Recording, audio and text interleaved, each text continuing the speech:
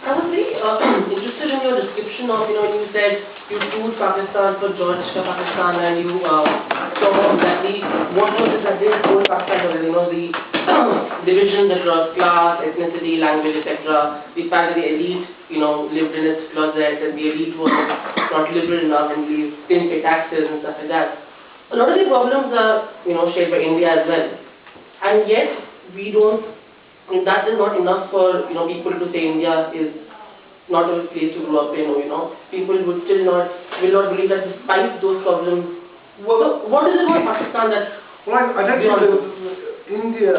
I think this is my assessment, but my assessment of India. Yes, you're right. There are a lot of the same problems are there in India, but India has embraced its pluralism. It's celebrated that, and it's at the same time it's also created a sense of Indian identity, unique Indian identity, whether you're a Sikh or a Hindu or a Muslim, through its culture and through sort of films like Mother India and so forth, they have created an idea of Indianhood that I don't think is there within Pakistan. So that would be my answer to that. And at the same time, you've also got this growing middle class, and a growing middle class is what is the glue that holds together a country. Whereas in Pakistan, you have such a class divide. There's real disparity between rich and poor there. In the way that whilst there is a real disparity between very rich and very poor in India, you also have a large booming growing middle class of about 200 million, which we don't have really in Pakistan. We have small pockets within the urban areas, but we don't have a real emerging middle class in that way. And we haven't created a sense of, what does Pakistan stand for? Is it a Muslim? It was supposedly this Muslim homeland for the Muslims of the subcontinent. Well, after 71, that idea failed. So what is it now? Experiment place. Yes. Sorry? I think experiment place. Experiment place for the other people to do some experiment in Pakistan. You're right, like Pakistan being discovered as a Muslim state, live under the Islamic laws and all those stuff. So at the moment, I don't think so. Hardly there's any Islamic laws. There may be maybe hundreds of mullahs that's just controlling just a small amount of people. And but that guy is right. India, they have differences in there as well. Yeah, but India's very. I mean, you look at the Bollywood. Look at. They're very clever at creating a sense of Indian identity through their media primarily, and whether the reality on the ground is true, but they project a pluralistic society that celebrates its religious and ethnic diversity. Now, we know on the ground that's not always the case, but they're very good at creating the impression through their media. You'll watch Indian programs and there'll be the guy with the Sikh turban and the Muslim and the Hindu and My Name is Khan and all these sort of films create this idea of a pluralistic India. We don't do that. I don't know.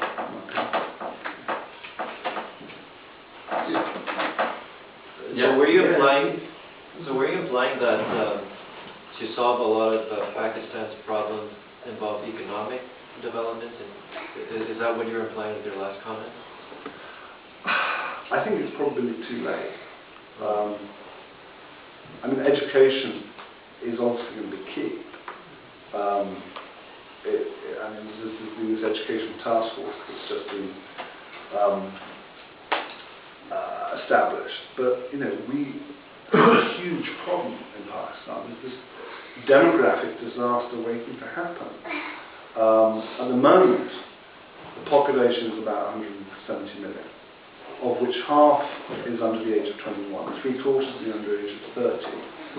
In the next 20 years, that population is going to increase to 80 million. And by 2050, that population is going to be 340 million.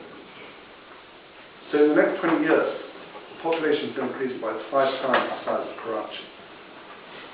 In order for us to absorb that population growth, we need a growth rate of over 10%, which is more than China or India. And we haven't got the political will for that kind of economic policy to be put forward, let alone education policy. I don't know what the statistic, the statistics on the number of children who aren't in school at the moment is staggering. I can't remember off the top of my head, but they're truly worrying. And it's only going to get worse. And at the same time, the state is ceding control to large swathes of the population. The state is pretty non-existent in large parts of Balochistan, some of Punjab, parts of Khyber Pakhtunkhwa,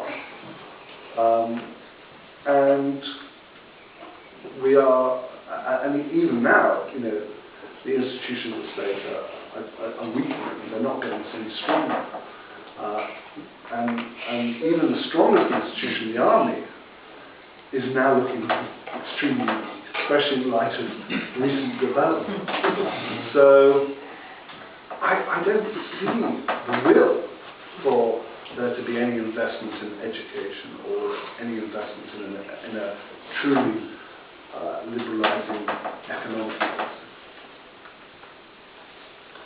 Yes. I'm going to make one comment and then ask you a question. I think it really saddened to hear that Pakistan welcomed you with open arms when you went there, and you gave it a really good shot and obviously spent a lot of time there. It's really sad to hear that you're quite cynical about Pakistan now.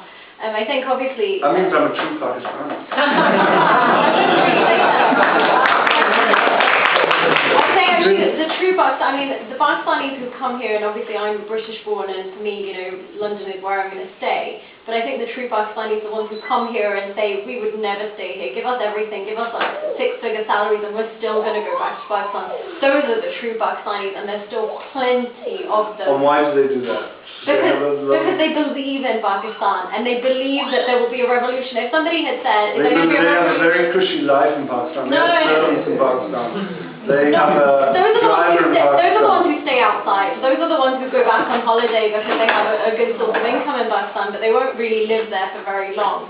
But the ones who come from modest middle-class families, but really believe that Pakistan is what our identity is, and we're going to give back and we're going to bring a revolution. If somebody had said, is there going to be a revolution in Egypt where they've had a dictator for decades, people would have laughed at them and said, that's an American propped-up, system. But I don't think there's going to be a revolution. There will be a revolution in Pakistan. There's people like Imran Khan leading that. They may not have support, but who is leading the revolution in Egypt? Who can say who is leading the revolution? The difference, I think, with Egypt and Pakistan is Egypt is quite a unified country in the sense that it's unified or based on ethnicity and language. And as I just said in my talk, I don't think there is that unity in Pakistan.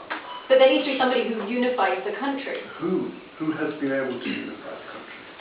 Just because we can't see a figure right now doesn't mean that there won't be a figure. And also I don't think the parallels are there. Despite all Pakistan's faults, it still has a democracy. It still has a relatively open and free media. So the idea that there's going to be a revolution, I don't see that happening at all. I see it potential. What I see is a slow crumbling of the state, and then realistically, I see another strong man coming in, another dictator, after which I see potentially the balkanization of Pakistan. I don't see it remaining a unified country. I'd like it to be, but for that to happen, we need to unite around a single identity. around a single idea of what Pakistan stands for. You talk about Pakistani identity. What is it? I was going to come on to that. So you said the identity went in 1971 when they had the war with. The identity didn't go. That was obviously we had a regional problem, and Bhutto wasn't willing to recognise that we clearly needed to accept Bangladesh and what came with it, and really wanted it to be a Punjabi country. But we didn't lose the whole identity of Pakistan at that point. Pakistan is still a Muslim country, and I think kind of to say that, oh, it's just the Khyber Pakhtunkhwa people and a few mullahs that believe that Pakistan is about Islam, it's only really the elite, this small elite that you talk about, it's only those that really want to put forward this whole secular ideology and say that Pakistan, that's what Pakistan is about. Pakistan is still very much Jinnah's vision, and that's why... When Muslims all cease to be Muslims and Hindus cease to be Hindus. No. When that's what Jinnah said. No, well he also... Go to your temples, yeah. When you're free to go to your mosque. Absolutely, and that is the vision of Pakistan, and it's only... So that's secular Pakistan, isn't it? Well, no, it's not. It's where it's Islam, as the Prophet, peace be upon him, said it, where everybody's free to practice his religion. How is that any different from what the Prophet, talked about? That's not secular. But it wasn't Islamic. Well, if that's secular, then that's what Islam is. If I may interject, we only have questions Sorry. rather than not conversation. But I mean, I would love to say more than anything for Pakistan to prosper and Pakistan to be a strong, unified country. But for that to happen, it needs to figure out what it wants to be. And I don't think that they have. And I'm sorry that Imran Khan is not the future. Thank you for your talk. You know, as somebody who has roots in Pakistan, it's issue of marriage between divided along ethnic lines, as you mentioned in your talk. Was that a problem for you as somebody who came from outside Pakistan to marry somebody from Pakistan? No, because my two sister-in-laws had already married the worst kind, Sunnis. So for my parents-in-law, okay, God, I can say.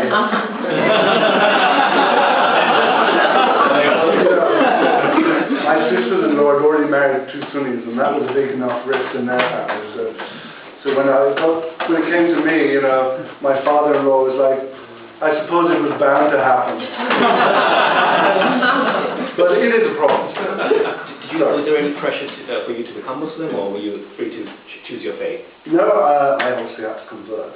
I'm a Muslim. I'm not a very good one. But Yes, Professor. Yes, George, I was listening to you, and throughout your talk there was laughter in between. But I think I was never expecting you to conclude the talk, especially the last 10-15 minutes, in which there was utter silence, and perhaps we could expect that it would be a very depressing end.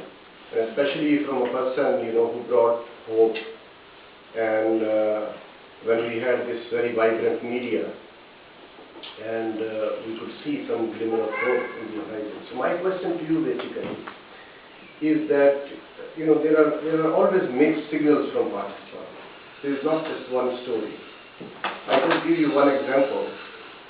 Prior to early 2009, there was hardly any public reaction against Taliban. Then we saw in a year or so, a majority Pakistanis were against what Taliban were doing. And then on the issue of blasphemy, actually this minority became, majority. A point of view that I also share, but again, if you try to negotiate with the Brahmanis, then you can really turn this majority again into minority, because Taliban, Deobandi, Wahhabism, after all, they have always been a minority. So this is just one observation, that even at a time when, because of one's personal circumstances, that you reach a conclusion, then you take another. This is just one opinion. No, absolutely. You can't really universalize that. Things keep changing. You're absolutely right, and I think, you're right that my conclusion was very depressing and negative, and perhaps it should be I mean, perhaps I'm being affected too personally by events, and there is always a danger that I'm not as objective because I've been very much right on the coalface of events happening in Pakistan, and perhaps I need more perspective, and once I've been back in the UK for longer, perhaps my views will change. And you're right in saying there are multiple versions of Pakistan out there, and you know, there is a lot of good work that is going on, and there are various NGOs and organisations that are doing wonderful work that hopefully will bring that hope back to Pakistan. But this was just my own personal... Basically, my question to you was that, you know, like the heart of the issue perhaps in terms of identity as well, you know, revolves around the question as to why Pakistan was created in the first place in 1947. So then it comes to Jinnah's vision, and then the confusion arises, you know, you cite a statement, I think you look at Thomas Jefferson's statements or other statements, I think that Jinnah, the thing that he stated 3 days before Pakistan was founded, I think you can never have a more wonderful statement or definition of secularism as Jinnah gave to us, you know, even 3 days prior to Pakistan's creation. But then again, you know, this Islamist, you know, this conspiracy-grounded discourse that we have obtained in the last 63 years. So, can you kindly tell me as to why was Pakistan created? Was it created to be handed over to the mullahs of today, or was it created just as most countries are, to be modernistic, to be more competitive, and to make a difference in this world? Well, that's a very big question to ask. Why was Pakistan created? I mean,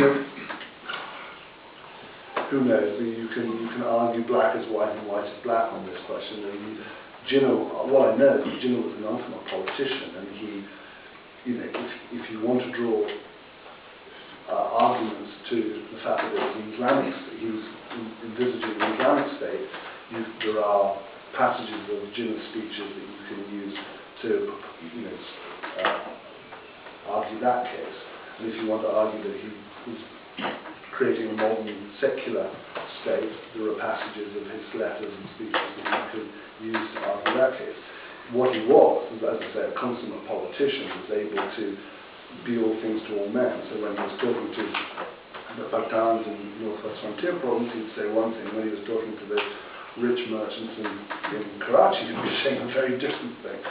I think, I mean, for me, personally, I don't think he was actually that keen on Pakistan to occur. He was forced into it by what he saw as Nehru's desire for a centralized India. Had we had a United States of India, I don't think we would have where power and was devolved to the various provinces. I don't think we would have had Pakistan or Bangladesh in the first place. But who knows? There's so many conflicting historical documents. So thank you for your insight. So 2 counter arguments first, and then my question. So coming to your book, Mother of God. So you grew up in a society which is primarily secular, but look at it from the Pakistani perspective, where only religion is encompassing over everything, and it's the only thing which you hold in complete abject poverty. So the fact that you're basically challenging the core concept, but I mean, it may sound as a book to you, but just focus on the word Mother of God, and you feel as a Pakistani who's illiterate, uneducated, that you're attributing a divine creation for the divine creation. So obviously that's going to create controversy. So you can't simplify by saying that's just a book. So that's the first argument. Now, coming to your own second argument about the governors killing and stuff, very rightly, so it's completely wrong. And lots of lawyers turned up for the first meeting. But did you follow after that? In subsequent court hearings, there was hardly anyone over there, and he recently got convicted. So the fact remains that most of Pakistanis are illiterate, uneducated, and live in villages. And you were living across the bridge in defense, and you weren't representing the true Pakistan. And the true Pakistan is that Pakistan which lives in the villages, and that's more than 80% of Pakistan. It's the intellectual elite of Pakistan which have actually created these problems and which create these doubts, whereas the true Pakistan, which is the poor Pakistan, still believes in this thing called Pakistan. So by oversimplifying and just creating such a distressful picture, I think you're doing complete injustice to the majority of Pakistan. But do you think that? Do you think that 80% have an idea of what Pakistan is? I mean, according to UN figures, more than 2/3 of Pakistanis live on less than $1 a day. So No, they're primarily concerned is food, water. They don't give a damn about who's in Sawa, whether it's just pure emotionalism. So you can't simplify religious conflict, religious extremism, whereas there are other important things that aren't there right now. No. How many villages did you visit in Punjab? Apart from, because you always created like a media personality. You always had people following you. You always had people who were going in for you. But did you ever think a simple ordinary going to an ordinary village and just asking for their problems? They wouldn't be concerned about whether is he buying Sari pallets or what sort of plane he's buying. They're not concerned about that. They're concerned about the food and money which they don't get. I mean, when I go back to my village, people are concerned about food and water. They're not concerned about what the government is doing. And that's the true face of Pakistan, which unfortunately tends to get completely dissolved in all discourse. Yeah, but absolutely. But they're not concerned about what it means to be a Pakistani, or they have an identity of that. They don't consider themselves Pakistani. I think that's also a very wild generalization to make. Well, I mean, do you think that they consider themselves Pakistani? Do they think they know what it means to be a Pakistani? Remember, 70 million people didn't have a choice. They overnight became Pakistanis. They never changed. There's people in the villages never moved. So suddenly, they suddenly became aware of what their new identity was. Are you saying that they suddenly understood what it means to be Pakistan? I mean, coming back to the core concept, food and living is more important for them I agree. than actually engaging in the discourse for the Pakistani. I agree, absolutely. So this discourse comes pertinent when your society reaches that level of intelligence and knowledge that you will actually engage in this discourse. When you don't have anything to eat, you're not going to be concerned about whether you're Pakistani or not, right? So why create more problems for them by saying that's going to become completely Balkanized? You're not going to be living in your village and you're going to sort of move from this state, this Balkan state to this Balkan state. So I don't know. I mean, that's like creating more problems than opening Pandora's box. I just wanted to add, and I think it comes back to the same point, that with regards to whether or not you think there would be a revolution, it's interesting because Sam and I had a little bit of this debate this morning, and my view was very much akin to yours in that I totally agree. I'm very cynical about Pakistan. I think it's lost hope beyond doubt to some extent. But then Sam made a valid point. A lot of the Arab countries had lost hope beyond doubt, and their people were able to change that, or were able to attempt to change that for them. And like Kalauza mentioned here, 80% of that population is the people who are struggling, and that 20% are taking everything basically into their own arms. The governments that come into Pakistan get richer and richer, wealthier, accrue assets internationally. Maybe if those 80% united, and the thing that they do unite on is poverty. The thing they do unite on is how do we get our food. If they united together, they could have a revolution. So although I totally agree with you, I don't think that they're lost beyond hope and that there's no way for them to turn it around. There could be a way for them to turn it around. Should those 80% unite together on that identity, and that is their identity. Their identity is that we have nothing, it's all been taken away. They don't have any opportunity.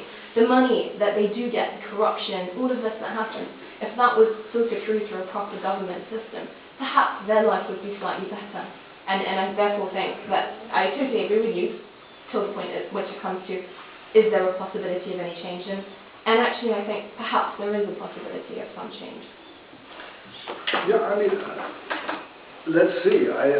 But it's working on the assumption that you can unite very disparate sectarian, ethnic groups, and there might be an uprising in Balochistan, but are you going to see that spread across Pakistan?